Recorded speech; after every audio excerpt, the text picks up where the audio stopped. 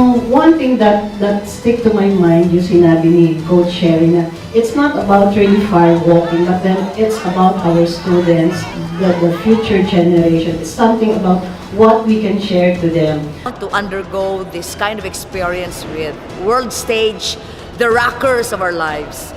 But through us, we will be able to ignite also the fire in others.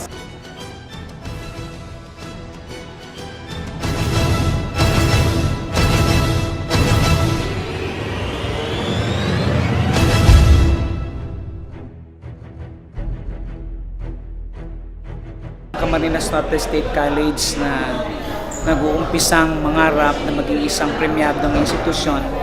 Yung experience namin dito, yung pag-break ng board, yung pag-apak sa baga, test yun ng determination para sa akin. And that was a very good experience na magagamit namin para ma-attain namin yung mga pangarap namin bilang administrator, in my case, and at the same time doon sa mga faculty members and staff na magsisilbing kaya naman pala kung susubukan. Yung imposible, possible pala kung susubukan. We're not going to settle for anything less than extraordinary. That is why breakthrough is that spirit, that fire that makes companies grow tenfold.